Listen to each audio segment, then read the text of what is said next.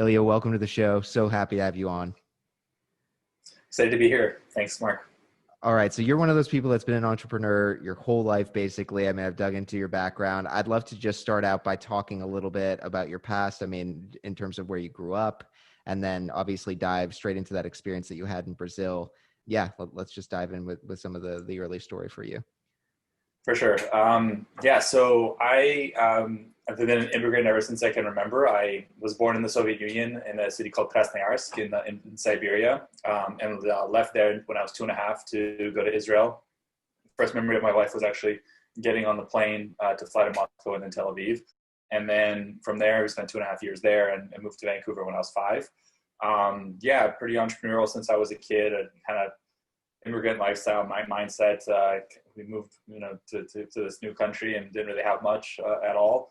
I started doing lemonade stands, going door to door, trying to get recycling pop cans and bottles to get some 5-cent candies and stuff like that. So always trying to make some money and sell. And my goal kind of was to be an entrepreneur from a young age. Where did that come from for you? I mean, there's so many different stories from figureheads about, Warren Buffett collecting bottle caps and things like that as a kid. Was that instilled to you from your family, or is it something that you aspired? Like where did that come from for you? Yeah, I think it's I probably from my dad. Like he was also like very entrepreneurial and him taking the initiative to move us to Canada, and then just when I was young, my parents did Amway, like MLM, multi-level marketing, and the good thing about it was all the content and training that we got. So like I know that there's pyramid schemes and all the kind of negative connotations with multi-level marketing, but one of the good things is that they have a really robust training program where they kind of mentor you and give you books to read. Actually, one of them is still on my desk to this day, sales book that I read when I was young, and just these kind of things.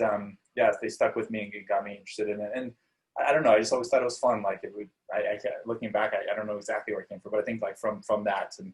I knew how much it sucked to be poor, which is another, I guess, big motivator. Wanting the clothes or something that, the toys that your parents couldn't buy you for you because they just didn't have the funds.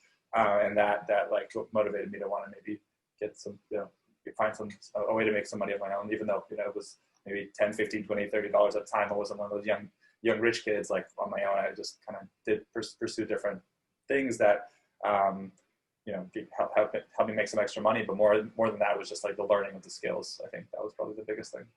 So let's talk a little bit about your first goes at that as you you end up going to Cornell and then obviously Brazil and then some of those early companies that you end up working with and then you work at Vail, the mining company too. So we'd definitely love to hear about, those were the early days, right? Where you were really starting a company and being involved in companies. Yeah. I mean, I always knew I wanted to be an entrepreneur, but I didn't really know what that would look like or how. I also got into the MLM stuff myself, and that didn't really work out, but it was also good, like just sales experience, hustling, going out there and getting people to sign up and learning about rejection and persevering and making a list and just outbound prospecting, all those kind of things. At Cornell, like for me, it was more just for swimming. So I was an athlete growing up as well, which I think helped in sales, team sports and perseverance, like discipline, all those kind of qualities and skills you learn. I think like for me that definitely, I had always thought like wanted to start side projects. I thought about different things. I really got into alternative spring breaks or different kind of trips that I could take when I was in college as well. So I started a group that did a charity fundraising climbing Mount Kilimanjaro, and it was kind of like starting my own company. It was a club, but it was kind of like a company where you get a team of 10 people and you lead them through this difficult journey and towards a goal and kind of get everyone on the same page, making sure everyone's happy, which is not easy. There's a lot of different projects that I did throughout that time. Yeah, and there's a juxtaposition, right? Because Vail is one of those big established companies, and you kind of have that safety in the bigger role or working for a bigger Fortune 500 company type thing, versus just trying to create your own thing. And as you said, going through the hard times of knocking on people's doors and having them tell you, go away, don't ever come back. Yeah. So, I mean, what was that thought process like in your mind, where you kind of you obviously saw the steady life through a bigger a bigger company like that versus starting your own thing? How did you think about that? Yeah, so with Valley, it was very like accidental getting that position. It was super stressful time for me at senior year of university because everyone, all my friends were getting jobs on Wall Street or the consulting companies, etc. Silicon Valley, and I wanted to get a job abroad. I wanted an international experience, so I was looking for different opportunities, and the one I finally ended up getting was in Brazil, and this company Valley, and it was about it was specifically for Canadians who wanted to go to Brazil and work in this mining company. I was much more interested actually in going to Brazil than I was in Valley and in this large mining company, the second biggest one in the world. And that's why I think only lasted a year and a half at the company. But yeah, it was a really fun experience. I would say it's like the best first job ever because I lived literally like in a hotel on the beach on an island in Brazil, which was the exact opposite. Like it sounds really cool, and it was pretty cool, but like it sounds cooler than it was. But yeah, like it was pretty fun, like looking back at those days, and yeah, going from like super small city Ithaca, like freezing cold East Coast winters, to that was fun. But yeah, like I afterwards they moved me back to Toronto, and I realized very quickly that I really didn't like the company. I was like much more excited about the fact that it was like in Brazil, and I had gone back to Brazil for 1 week. It would have been my final week in Brazil, in Rio. And I decided to quit my job that week and move back and work for a nonprofit in the slums of Rio. Very millennial, stereotypical thing to do. But I was like 22, 23, and basically didn't have anything to lose. So yeah, that's why I ended up leaving Valley after only a year and a half of my first job out of university, to basically live in a slum and work as a volunteer. So see where life would take me. I mean, I have to follow up on, like, how is being on an island in a hotel in Brazil not cool? Like, what is it? Were you guys just working crazy hours? Like, No. that's It amazing. was actually really, really cool. Yeah. Yeah. So, Okay. I So just, but you wanted yeah. the slums. You No, wanted no. the pleasure. They only kept me there for 6 months. We did this Okay. trainee rotational program, right? Like, so you'd stay for like supposed to be 6 months in one city and then 6 months in another city. I was actually supposed to go to like the middle of nowhere, up in northern Brazil, and in the world's largest iron ore mine. Basically in the middle of the Amazon, but like not cool Amazon, just like middle of nowhere. There's nothing around you, and it's 40 degrees all the time. That was supposed to be my next 6 months, but I actually didn't end up going. I just ended up going back to Toronto because they decided to send us back to Canada. But yeah, those were definitely 6 exciting months of my life, and a lot of fun. I was learning Portuguese, trying to get into the culture, just you know, having a good time, because it was like after so much stress, like Cornell, it's a great school, but like it's one of the highest suicide rates like in the country. Like people are really like work super hard. There's a lot of stress, a lot of pressure, especially like getting that job was super stressful. So after I had got that, it was really nice to like have fun and just like not have too much stress. But that was short lived because reality hit me again when I moved back to Toronto, and was like not just yeah, it wasn't a good fit. Like I was basically the youngest person. Everyone in my office except for one guy was over 50 or close to 50, married and an engineer, and I was like this management salesperson at 22, and it just wasn't a good fit for me, and that's why I ended up leaving. Right. Yeah. And I'd like, because you were 22 at the time, everyone around you is more established. They're kind of, they've got their houses and everything else. Do you think that for you, it taking the risk was more around circumstances? You're young, you're willing to do this now, or do you think that there was something more inherent in you that you'd probably, like, even now you have a newborn, that you'd probably still do it even now to take the risk? Not really. Like I guess I could just go to Brazil. Like my wife's from there, and we would just like go and live in her parents' place for a few months in Brazil. And I work remotely now, so like all these things in the future, like we're now in the future, are much easier to do in my current situation. And so like I would definitely wouldn't like. But I guess if I was working at a job, and I probably wouldn't do that. Like I wouldn't take that risk, because like I basically like. We can get into this more later, but like I basically had a week in my life when I was living in Brazil where I literally had no money because my like credit card was maxed out, and my debit card got cloned, and like it was just terrible experience. So like having that a wife and a newborn support would not be cool during that period at all. So probably not. Yeah, I think I was just like, you know what, if I'm going to do it, I'm going to do it now. I wasn't really meaning to. It just all kind of happened crazy. Like I met this woman in the line at the airport flying back from Rio to Vancouver. She was flying to San Francisco. She asked me for the time. We started chatting. She told me that she had this nonprofit that was doing data collection in the slums. I thought that was really cool. And then like a few weeks later, we ended up having a call, and she was like, you know what, Ilya, if you ever want to come to Rio and like help us out, we'd love some help. And then actually ended up being a salesperson for that company and landing a huge deal with Unilever. Which is kind of the next part of the story, I guess. But yeah, like that all happened like super like universe speaking to me kind of thing, rather than me looking for it. Although I wasn't happy in Canada at that time, like I wasn't really looking for a change. It's just like an opportunity presented itself, and I thought, if I don't do this now, I was about to get a lease on a car, like on a BMW, and that would have like kind of stuck me there, and then maybe would have like bought a house, I don't know, and then I'd be like rooted. And I was actually living in St. John's, Newfoundland at the time. I transitioned from Toronto, so it was really like, and it was January, it was freezing, like it was just not a good time. You were living in Newfoundland? That's so crazy. Yeah, That's actually where I was born, but I moved from there 4 years ago. I don't know cool. what on earth brought you to Newfoundland in Yeah, January. so Valley had this a Oh, I got refinery they were for building mining. in Yeah. Long Harbor, yeah, mining. Yeah. And I had been going out there for business trips, and then I really enjoyed going there in the summer, like on a business trip where I got to stay in a hotel and eat at the restaurants and expense that to the company credit card. But then when I moved there in December and like had to like make it on my own, and it was like hitting me like this is where I'm going to live for the foreseeable future. I just like, no, get me out of here. I'm going to Brazil. Yeah. That's such an awesome story. And I mean, what to take from that, I think, is not just about the universe speaking to you, but also you seemed very open to new things, right? You can imagine a bunch of people with established jobs talking to somebody in a line about a nonprofit and just be like, okay, that seems cool, but there's no way that I'm leaving my job to even think about talking to you further to do this. And you were willing to leap and take a chance on some of these things. But let's get into VanHack and kind of how all this ended up leading into VanHack. So what did you see in the recruitment market?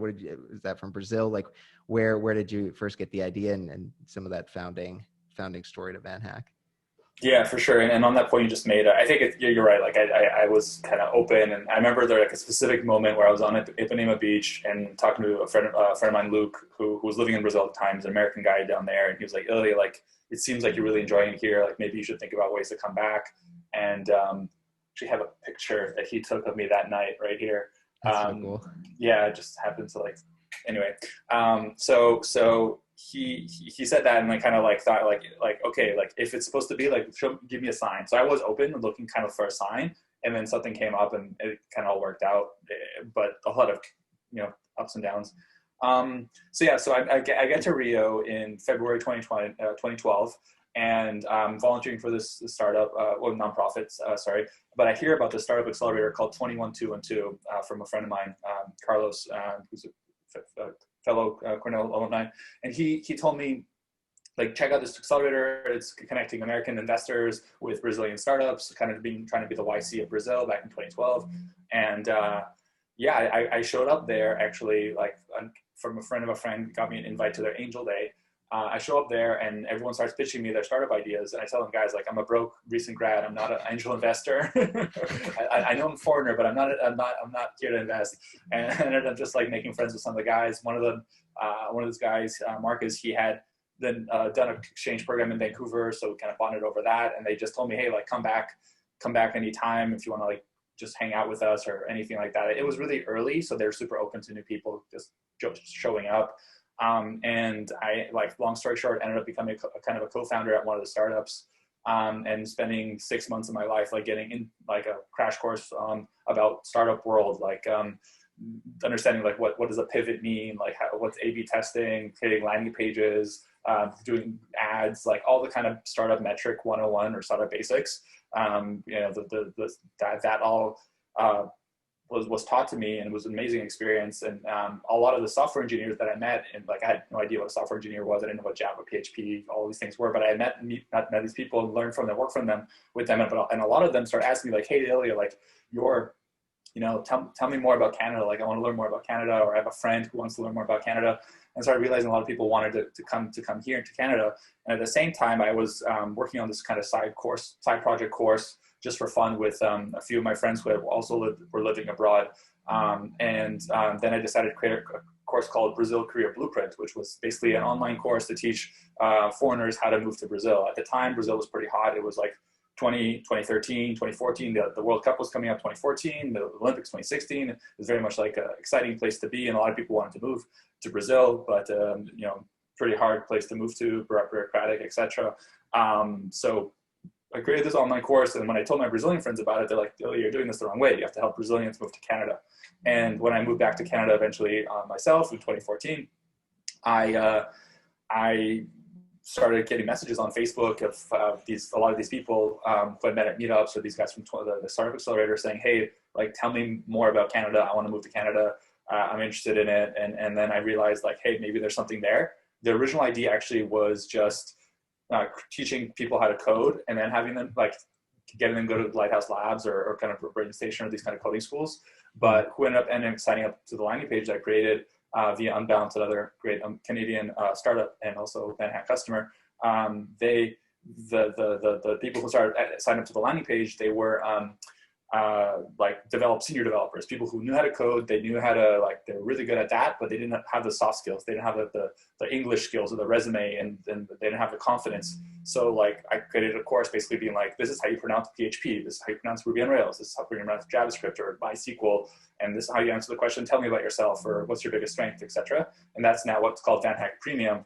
And about a year into that, creating that kind of community of the student group, we started getting a request from people that I started meeting, because I went to a lot of networking events in Vancouver and just started meeting people, and they was like, hey, I need to hire a Ruby developer, I need to hire a Java developer, what's the price, how does it work? And then we really decided that the bigger business would be in recruiting and actually helping employers tap into a global talent pool to hire more senior and more diverse candidates faster.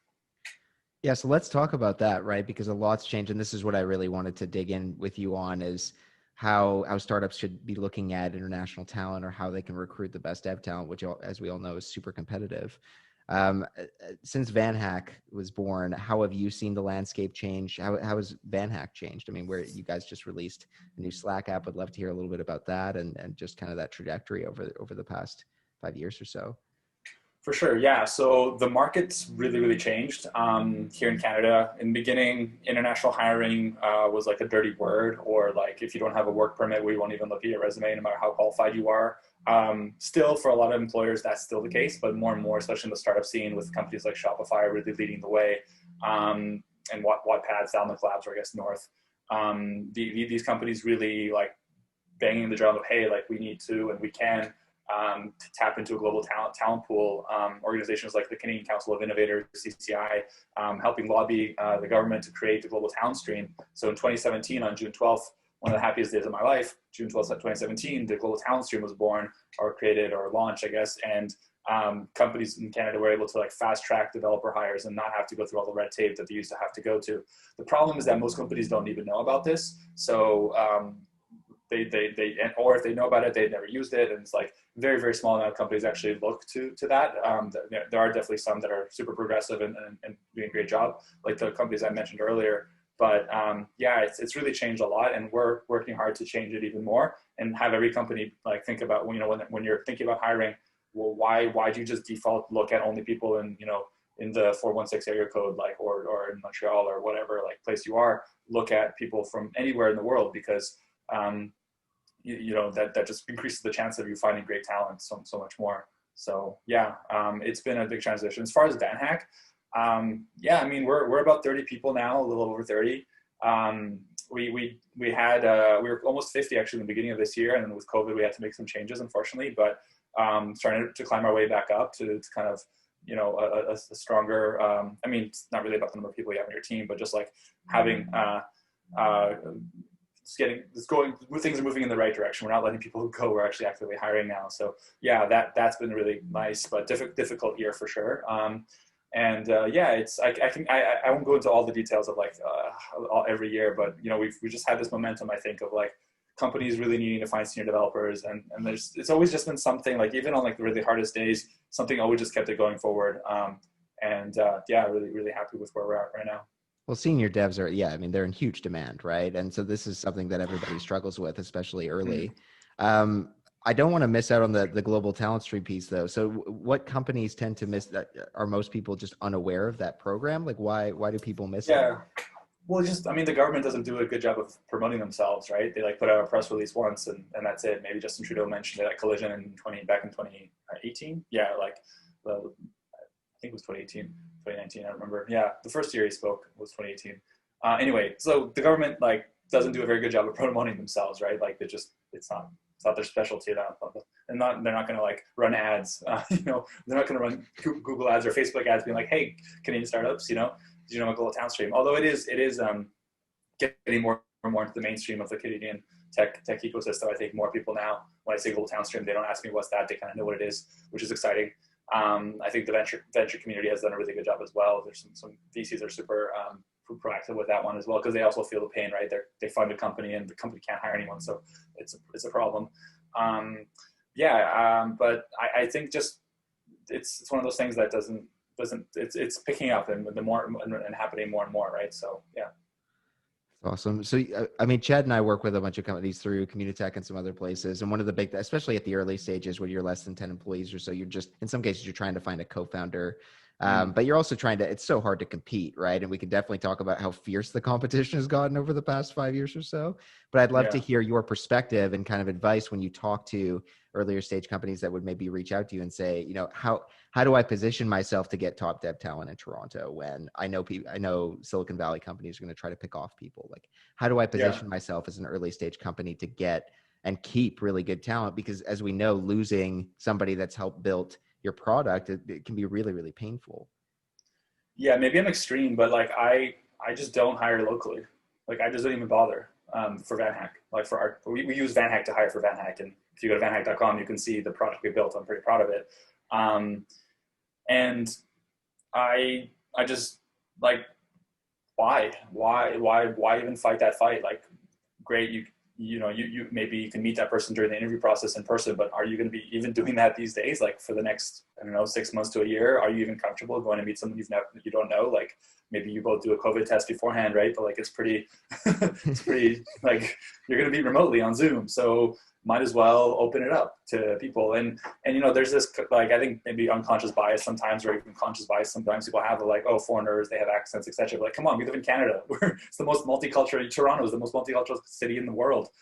So, you should be looking around the world. And I would say that's your secret weapon to compete, because your pool of candidates just like went up 100x or however many. Like there's definitely way more developers that want to move to Toronto in the world than there are in Toronto right now. And then there's definitely way more developers in the world that want to move to Toronto right now than there are in Toronto that are looking for a job, right? And that you can afford, et cetera, right? So why spend all this time and all this energy and make offers that are going to get rejected and compete with all these big players if you're early stage startup, when you can hire someone amazing who's going to be grateful, work super hard, and get things done. And then that's what I'm really proud of our dev team, and like, that's what we've built, and we see many success cases and examples of that.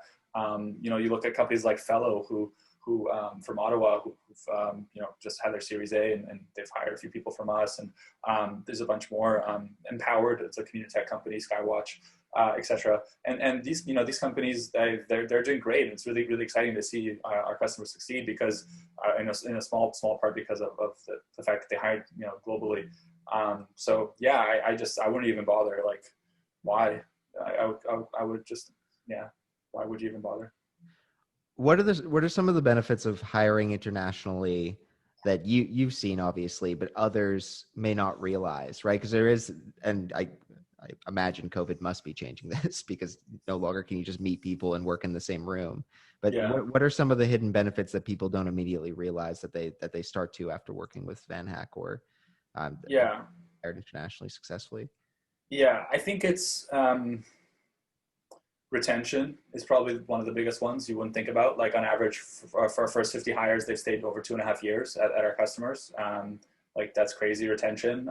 We have examples of people who've stayed 4 or 5 years at companies, and probably we'll have many more people who stay that time. We have been around for that long. So ask me another 5 years and I'll probably have some better stats.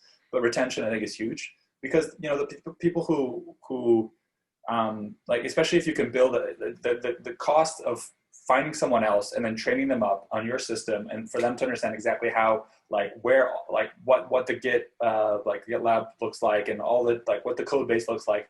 That's a huge time, right? That's maybe 2, 3, 4 months of, like, a quarter of your year or a third of your year is gone of development time for that specific role because a person leaves, and that's huge cost, right? Imagine the product you could have been pushing out into production that you're not because of this, and therefore your competitor is, and therefore you're behind. So retention, I think, is a huge benefit.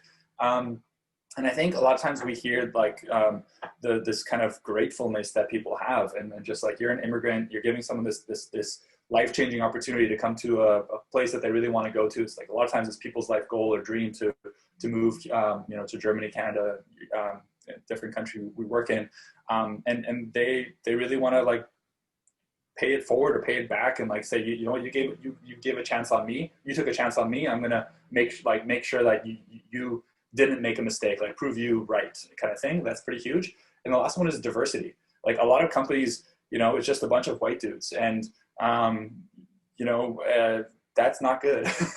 That's not going to help you be able to have a global perspective, or, like, a diverse perspective, especially if your product is trying to sell internationally or to different kinds of groups. Like, if you're trying to create an app for parents and don't have a parent on your team, well, maybe, you should find someone who has kids, or whatever, your product is. So diversity has many, I guess, definitions or ways to be diverse, but just having that a cultural diversity and the gender diversity is a really, really big benefit, I think, that people don't think about. Yeah, I mean, and retention is massive, right? So we talk so much about in SaaS about retention for customers, but employees, if you lose, I know in CROs it could be $300,000 or more just losing a key employee at the wrong time. It can really, really hurt your business. So the retention angle, and it makes sense as to why, right? They really want to move to Canada, and you're their first pinpoint for that. You actually helped to get them here, and now they're way more bought into your company and mission. So it's a really great thing. Yeah, and the cool thing you can do as well, and that's more common now because of COVID, is you can do that trial period it's much more common now. People are, like, before, a lot of companies used to wait until the person relocated to get to start working together. But now, like, you add them to Slack and LastPass or whatever password system you have, and GitHub, GitLab, etc., Atlassian, and Jira, and boom, like, they're up and running and code in production the first week, or even sometimes the first day.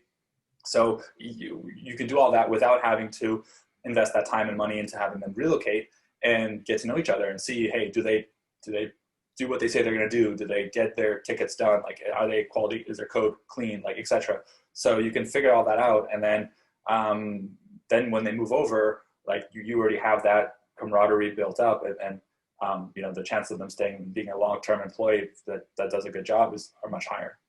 What do those trials typically look like? Are they a couple weeks long? Do you recommend that people do them? I mean, has it been helpful to your clients?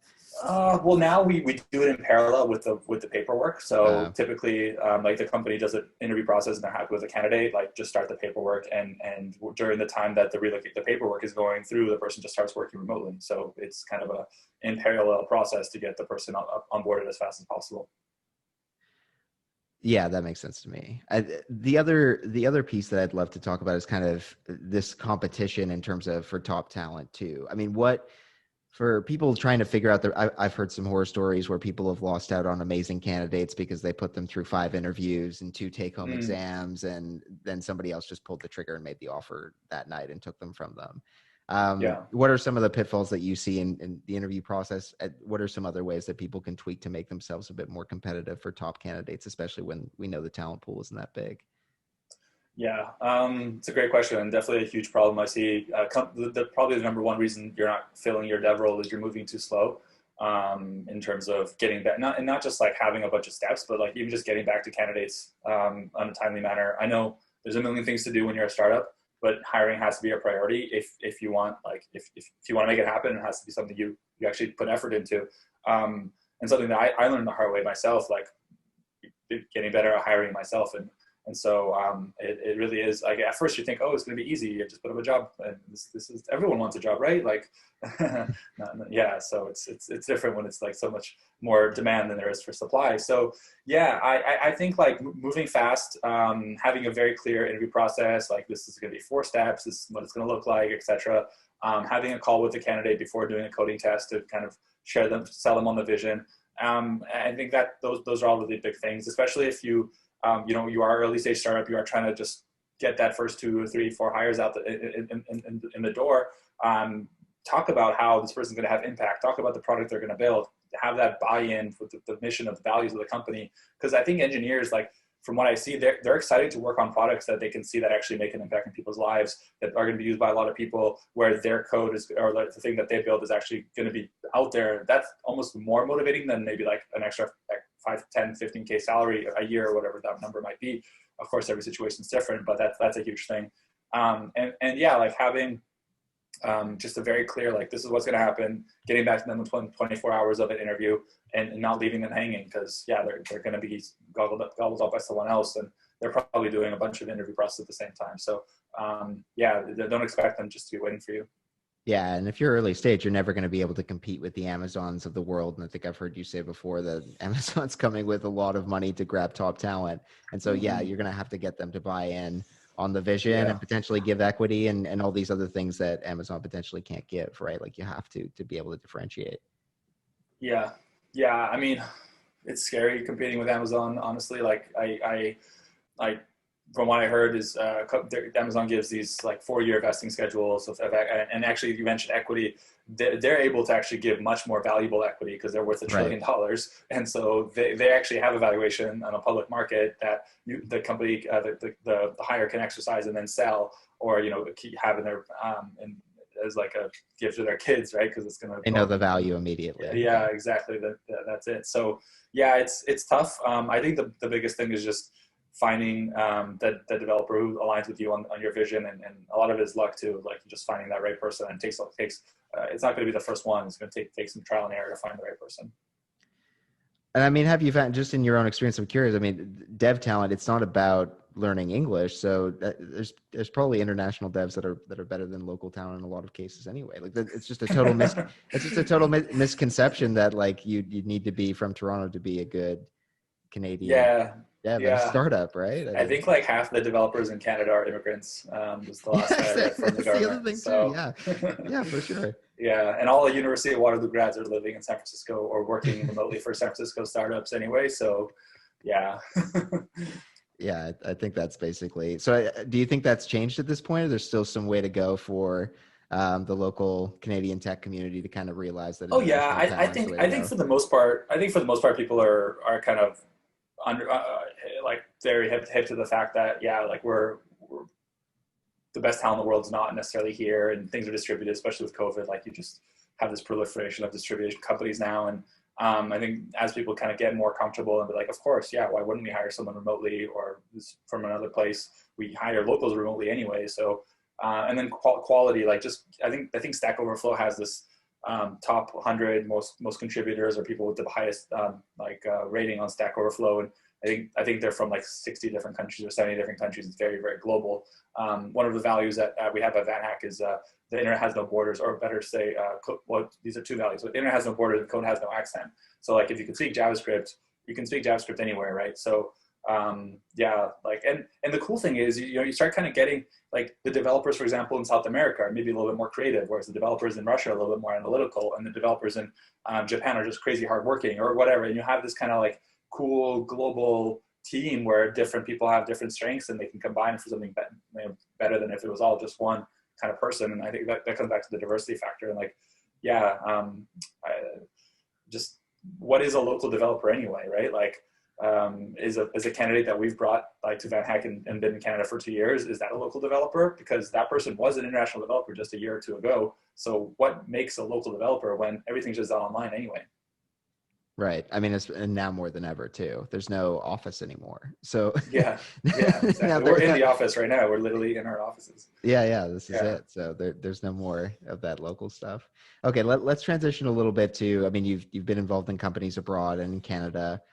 Would love to hear about your experience in Canada so far. The accelerators. I know we were both part of Lazaritas. What you think about the community that's been helpful, and then a little bit about what you think could be improved in terms of Canada moving forward. Yeah. I mean, it's been amazing. Like I think like the trajectory of my life, has been on a solid upswing ever since I moved back to Canada in 2014. And that has a lot to do with the community across the country, starting here in Vancouver, and then I spent a lot of time over in Toronto, where you are, but also like across the country, prairies, Montreal, everywhere. Yeah, like we did Futurepreneur. So like specifically like tangible things. We did Futurepreneur, which was awesome. We got a loan of I think $7,500 was our kind of first money to do ads for the online school to get some more students, and that was really helpful. Plus, we got a mentor who I had breakfast with this guy who like sold his company, multi-million-dollar, very like impressive person, and he would buy me breakfast once a month for a year. Like that's amazing. And like helped me talk through some co-founder issues, etc. And then that was really great.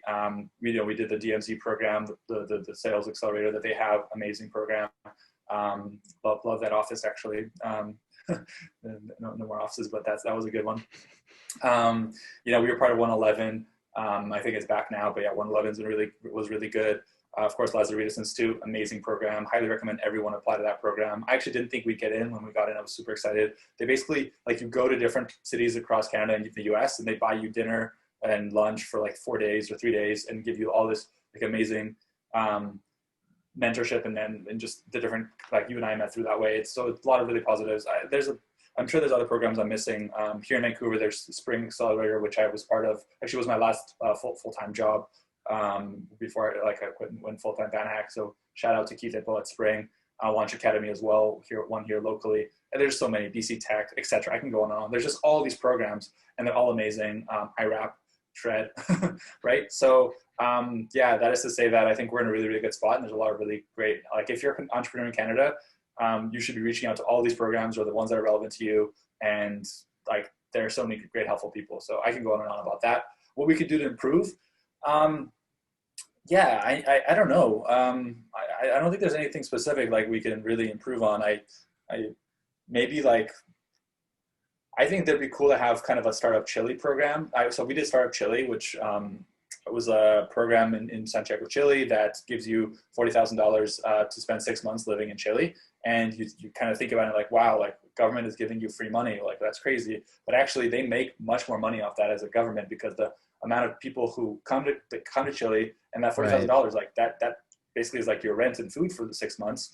And then you end up hiring Chilenos. You end up like, a small portion of the company actually end up opening offices in Canada. And I think like our startup visa program really needs to have an overhaul, where we should actually just be like finding the world's best startups, bring them to Canada, like aggressively. Like I would bring them to like Saskatoon and, different kind of more rural areas, Kelowna, Halifax, etc., Newfoundland, right? St. John's. Imagine like 10 amazing startups from around the world moving to St. John's, Newfoundland, and like the amount of jobs that they would create. So I would just triple that. I know Sunil from Techstars, shout out to Sunil, awesome guy, from Techstars in Toronto, was doing a lot of work around that. But I would just like, if I was Prime Minister of Canada, I would have like as many great startups around the world as possible coming to Canada and settling here and creating jobs and employing Canadians. I mean, maybe even giving them a grant of 20K, 30, 40K, because that money is just going to be reinvested back into our economy. Yeah, it's very smart. I mean, you bring them down there, and if they grow there and they like it, then they're going to hire there, and you're going to get all sorts of indirect capital from it, right? Mm-hmm. I mean, sorry, yeah, go ahead. No, go ahead. No, I was just thinking, like, and Chile is like not really one of those countries where people want to move to. Canada is. It's I think the number one. Yeah, it's the number one, like 1 or 2 most desired country in the world for people to immigrate to right now. We need to be taking advantage of that a lot. And like, not as many people are going to stay in Chile as they're going to be in Canada. The ones who come to Canada, they're going to come to Canada. It's not going to be just for 6 months. It's going to be for like their entire lives. So I'm not sure how many startups have been brought to Canada through the startup visa program. I think it's probably like not as many it's definitely not as many as could be and should be brought here. Yeah, I would love to see that. I mean, that should be its own show. I'd love to see 10 startups being brought into St. John's. It would be amazing to see that. Kelowna would be very popular in the summer. I can say that. Yeah. I would love to hear. I mean, we talked a little. You and I have talked before about funding or fundraising in Canada and people's complaints that raising earlier rounds. You could just look at the tables on this. That it's easier to raise earlier seed round funding in the U.S. and late stage funding pre-IPO. I think your opinion on this is kind of fundraising is also a little bit global, and Canadian companies looking to raise capital should be more aggressive and actually going to the U.S. funds. Yeah, Would definitely. love to hear you elaborate on that a bit more. Yeah, I mean, I think again, COVID did us all a favor as Canadian tech startups. Silicon Valley is no longer a destination; it's a state of mind. There's all these investors on Twitter and AngelList, Crunchbase in the U.S. that are investing globally. The only reason before they used to invest in Silicon Valley or like only in Palo Alto, et cetera, is because they wanted to be able to take drive down and be able to meet these companies. And you look at different programs like I'm a huge fan of This Week in Startups, Jason Calacanis' startup podcast. One of my life goals is to one day be on that show. And he does this thing now called Remote Demo Day, and basically like everything he just has founders around the world pitch remotely. And if you're in Canada, you're basically on the same time zone as the US, and you don't think you're lucky stars because you're not in Russia or India or China, where the time zone is like 12 hours difference, and it's a huge pain in the butt. You have to wake up in the middle of the night. You just do it during your workday and just get in touch with these great folks. Like, yeah, there's no excuse if you're trying to raise money why you can't just hit up all these American investors and network and find your way in. I mean, sure, some people don't have the connections, etc., but that's why all these great Canadian programs are out there, and government programs and all the ones I mentioned. A lot of them are free or really, really cheap, and you just email people and things start happening. So yeah, I think like fundraising, especially if you're a Canadian company, you can also say like, you know what, you're going to invest in me in American dollars. I'm going to be spending Canadian dollars. I have all this like amazing Canadian government grants like IRAP and TRED. Like, why do you think all the American companies are opening up Canadian offices, right? Like, there's something like 50 or 60 US startups that have Canadian offices, Instacart, et cetera, that all have come here. So you just tell the investor, like, you're going to be investing in me and your money's going to go way, way longer. So yeah, I think there's no reason why, like, we shouldn't look at borders anymore or even geographic location anymore as a barrier to fundraising, to sales, to any kind of thing. Yeah. Yeah, I love that you brought that up actually, because Canada really does have a massive arbitrage opportunity, right? We can raise money in US, we get shred credits for the devs here, you get to hire Canadian talent at much cheaper rates. And it's also super common for Canadian startups to charge their software in USD. So you have this massive opportunity actually to rethink everything and bring in a lot of money and turn your operating costs very low if you actually.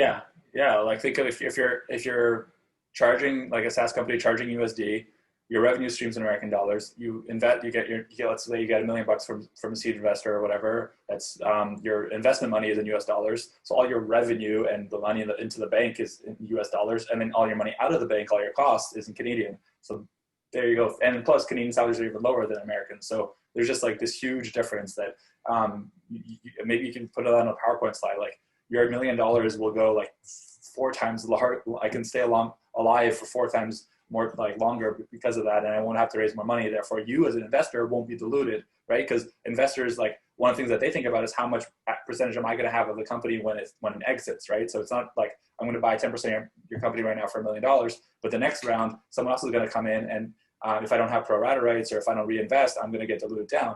But if you tell them, listen, we're going to do this one round, and you're only going to be diluted. You're not going to be diluted, or maybe we do one more round after that rather than doing like 4 rounds, et cetera. So yeah, it's I think a huge advantage that we need to be taking as a Canadian company. Yeah, and those conversations hopefully can get rid of that anti-dilution provision or some of those other more harsh provisions in the term sheet, right? In certain areas.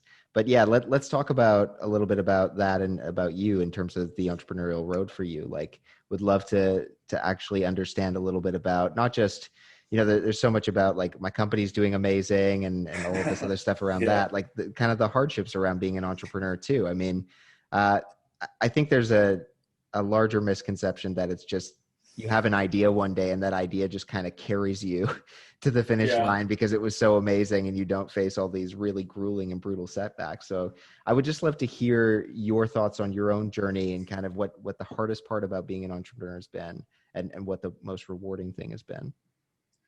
I used to listen to, or I still do listen to a lot of podcasts, and for me, it's still like really cool to be interviewed on a podcast. So thanks again, Mark.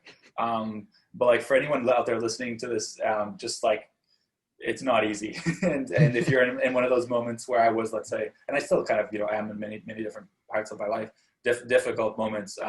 But especially for me in like 2013, 2014, I had like been fired from my startup in Brazil and had no money and all that experience I had, and just like super down myself. And like I listened to all these interviews with successful people, and I was like, man, one day I want to be like them. But then like you listen, you think about it, like all of them went through all this difficult time, and hopefully you'll get through it. And even if you get through it, there's still more difficult stuff ahead. So it's kind of a never-ending story. So yeah, just to say, like, keep going for anyone out there. For me, like the biggest thing was actually hiring people. This is the biggest challenge. Starting with hiring co-founders. So when we started VanHack, I didn't really think much of it, actually. It was a side project. I had done a bunch of these side projects before, none of them really worked out, etc. So I didn't put much faith into the idea. And I thought, you know what, like there's people who want to help me out. Let's all be co-founders and all have equal equity. So I gave 3 people who shouldn't have been given equity in my company, equal part of the company, and basically gave myself 25%. And over the next year, I basically spent a large amount of my time and mental energy and emotional energy, stress, getting rid of the 3 people one by one for different reasons. And it's all like, I don't want to get into every specifics, but just long story short, it was really, really stressful. So that was really hard. And I recommend everyone having invested equity, and you definitely don't need a co-founder no matter what Y Combinator tells you.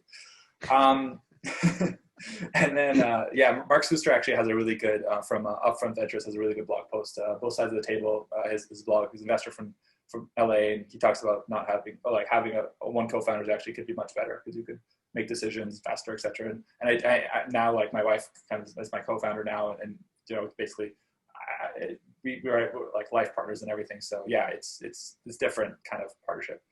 Anyway, that was a big, huge lesson and struggle and stress. And then in 2017, we hired someone who was like a mentor of mine, someone I really like even looked up to, like asked like life advice questions for. And he ended up actually like stealing money from us and creating a competitor. And that was just like a really terrible experience. So yeah, if you Google my name, Fuck Up Nights, you can see the 14-minute or whatever, the longer story of that. It still kind of gives me motivation and kind of says, if someone's willing to copy my business, must mean I'm onto something good. So those kind of like 2 extreme cases of hiring the wrong people.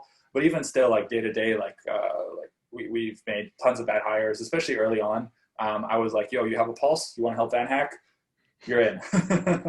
Because like we were nobody. It was just a scrappy startup. It was super low bar. Like, just, you want to help? Let's help. And I really didn't take it seriously. And then I learned the hard way and got burned a bunch of times and realized, like, you really want to be guarded about that and create like a set of principles and culture and all those things. And we had this amazing HR person. Highly recommend people hire an HR manager or HR person onto your team.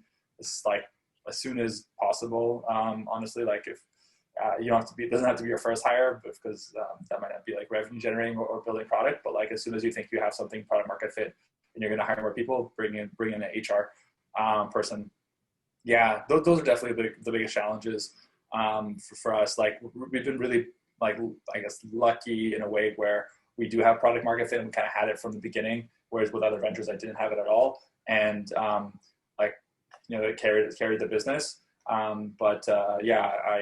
like the product is we hire from VanHack and have great, I would say a pretty strong product. Always needs to be improved, but pretty great product and pretty great product team. So that part's been okay, but really just like hiring the right people, having them in the right place, that for me has been the biggest struggle, and something that now like I take really, really seriously and try and like lead by example as to how VanHack can be have a good hiring process. So then our customers and companies who trust us to help them hire also have like learn from our mistakes and have a good process themselves. So yeah, it's challenging. Yeah, hiring is the hardest. I mean, that's the thing that I keep hearing from every founder too, because now, and it's also a level of responsibility, because now it's just not, if you failed alone, then you failed alone. But now in some cases you're supporting a whole bunch of other families with everything that you're doing. But let's go to the flip side of the coin. What's the most rewarding thing for you about being an entrepreneur and kind of controlling your own destiny? Yeah. I mean, the best thing for me as an entrepreneur has been just the like little bit of freedom and flexibility. Although I do, like, I work extra hard, like harder on VanHack, even though it's my, like, I could, for example, like, oh, I'm just going to work 2 hours today. Like, I like doing what I'm doing, and I need to put in that effort, and I like it. So I'm there. But like, for example, if I want to take some time off, I can, or like my son was just born, so I was able to like work like around that schedule and have that time. And I still need to kind of like find that work-life balance, because sometimes it's hard. Yeah, that kind of, I remember when I was a kid, back to the Amway stuff, they talked a lot about people being time broke, where like you might have a lot of money, but you have no time. Where like, yeah, now, I mean, I still don't have that much time, and I'm busy all that, etc. But like, I can control that. And if I really want to say like, you know what, today I'm just taking the day off, I can do that. And that's really, really cool. Although I don't take too many days off and work a lot on the weekends. But anyway, yeah.